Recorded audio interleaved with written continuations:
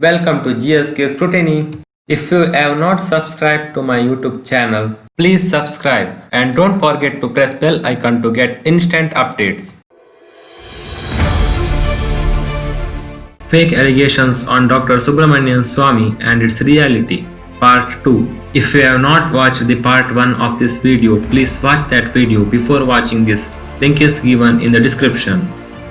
Dr. Subramanian Swamy was a good friend of the ex-Prime Minister Sri Rajiv Gandhi. Dr. Swamy had told Rajiv Gandhi was the only good human being in the Nehru-Gandhi family and had contributed to awakening of the Hindus. As I said in the part 1, BJP government had planned to prosecute Dr. Swamy in the assassination of Rajiv Gandhi. But this was the clearly politically motivated move of the Vajpayee government, which Dr. Swamy had faced and overcame. There were two commissions made to probe into the mystery of Rajiv Gandhi's assassination. The Supreme Court held that the decision to eliminate Gandhi was precipitated by his interview to Sunday magazine in August 1990, where he stated that he would send the Indian peacekeeping force to disarm the LTTE if he returned to power. Gandhi also defended the signing of the Indo-Sri Lanka Accord in the same interview. The LTTE decision to kill him was perhaps aimed at preventing him from coming to power again. Thereafter, the Justice J.S. Verma Commission was formed to look into the security lapses that contributed to the killing. The final report submitted in June 1992 concluded that security arrangements for the former Prime Minister were adequate, but that the local Congress party leaders disrupted and broke these arrangements. The Narasimha Rao government initially rejected Verma's findings but later accepted it under pressure. However, no action was taken on the recommendations of the commission. Then the government of India had appointed Jain Commission headed by Justice Milap Chand Jain on 23rd August 1991 for the purpose of making an inquiry on the sequence of events leading to and all the facts and circumstances relating to the assassination of Sri Rajiv Gandhi at Sri Perambur, other than the matters covered by the terms of reference for the Commission of Inquiry headed by Sri Justice J.S. Verma. Many people were interrogated by the Jain Commission. The Commission had examined Dr. Subramanian Swamy on the basis of 5 reasons. First reason was what has been stated in the book written by Sri Govindan Kutti in Session, An Intimate Story. Second reason was an affidavit filed by one Sri Velusamy before the Commission. Third, Dr. Swamy's interview to Mr. Aziz Anifa, the Bureau Chief of India Abroad in New York. Fourth, reference in a book, Indian Intervention in Sri Lanka by Mr. Rohan Gunawardene. And the fifth one is Dr. Swamy's speech in Rajya Sabha on 29 August 1988. Please do not skip the video and watch till the end to get complete details on how Dr. Swamy was targeted by the Vajpayee government. The first basis was on what was there in the book written by Sri Govinda Kutti titled Session, An Intimate Story. In this biography, it is stated that Dr. Swamy got angry by the suggestion of T.N. Session that Israel-based intelligence unit named Mossad was responsible for the assassination of Rajiv Gandhi, not the LTTE. But as per Dr. Swamy, Session once when came to his house said that Mossad has killed Rajiv and not LTTE.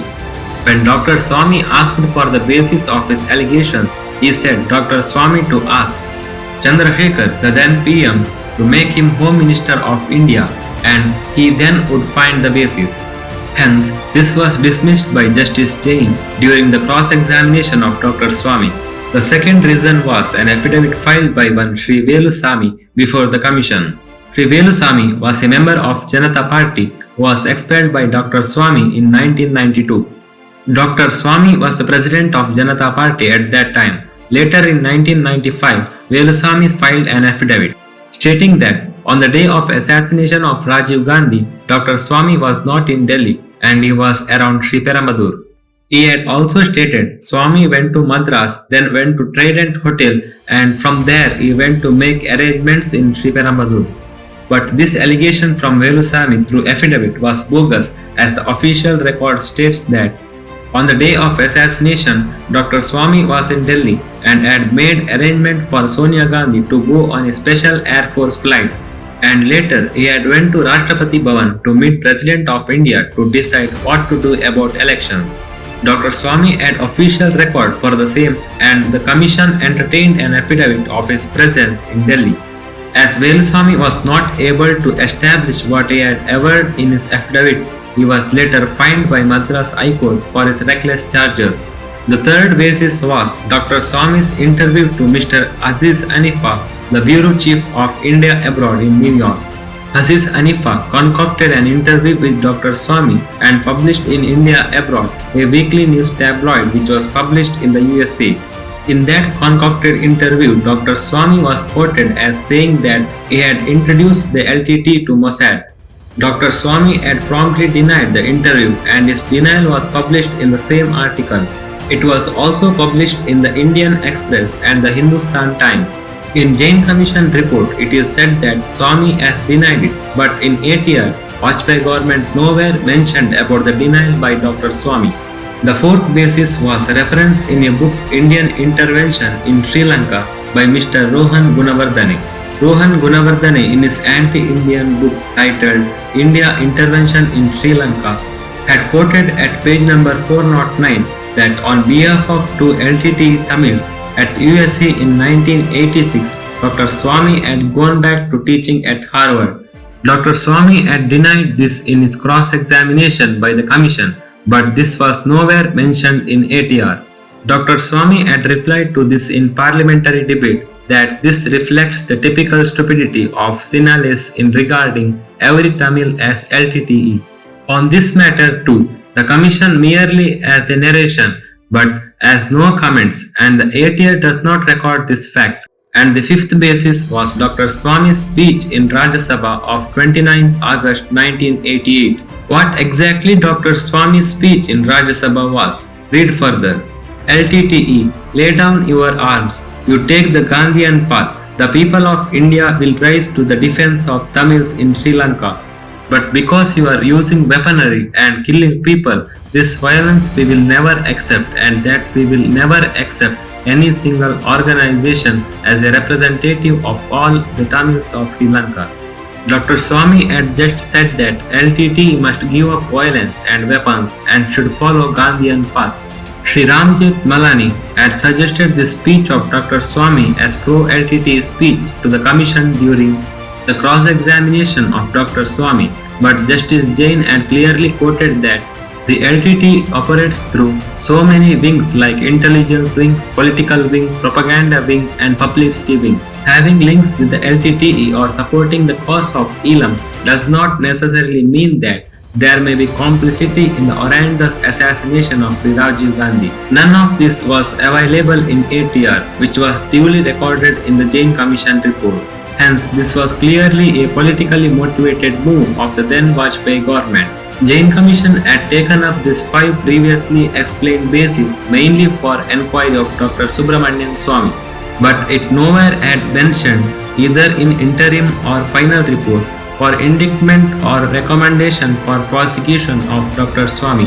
But government had recommended probe against Dr. Swamy, the then president of Janata Party, who was opponent of Vajpayee-led BJP government. The reason behind this was Dr. Swamy had several demands to the government to be done on national interest. On 10th June 1998, Dr. Swamy had raised the DMK government issue in Lok Sabha and urged to dismiss the DMK government because of the involvement in ISI activities. But the then BJP government, which was planning to make tie-ups with DMK for getting grips and winning elections in South India. So, as to stop Dr. Swamy from raising such issues, BJP government had deliberately designed ATR and brought in his name in ATR as alleged involvement of Dr. Subramanian Swamy, and wrote Dr. Subramanian Swamy right from the very beginning had been resisting not to disclose the source of information, and had also stated that Dr. Swamy had made consistent and persistent effort to not to answer some questions which were relevant in finding truths. Continued to say, in such a situation, Section 179 of Indian Penal Code can be attracted in view of the applicability of subsection 4 of the section 5 of Commission of Inquiry Act. He can be proceeded against for the offence under section 193 IPC, and refusal to answer would be punishable under section 179 IPC. By ATR and both these sections of IPC, the BJP government would have convicted Dr. Swamy to satisfy their political motive. But Dr. Subramanian Swamy, one-man army, defended himself bravely through the debate in Lok Sabha. By this, a common man can imagine his plight of questioning government and demanding to act in national interest. Finally, Dr. Swamy, as conclusion in his debate speech, he says, "The ATR has boomeranged on them. It has backfired on them. They are fascists and they have misused the assassination of the late Rajiv Gandhi. It is the duty of all of us to save this country by throwing out this government. This is what I would like to request to all of you." By this conclusion, we can know that Dr. Swamy wanted to bring down Vajpayee-led BJP government from the initial days because of many anti-national moves taken by it. So, whosoever questioning Dr. Swamiji and doing vilification in social media should know that both the allegations made by you and by BJP against Dr. Swamy in ATR is false allegations without any base. Also, by one vote of Dr. Swamy, government cannot be overthrown, which I had already clarified in part 1 of this video. Please like and share the video and make others to know the unknown facts of Rajiv Gandhi assassination and fake allegations on Dr. Swamy. If you have not subscribed to my YouTube channel yet, please subscribe and press bell icon to get instantly tune in for latest uploaded videos on truth and facts.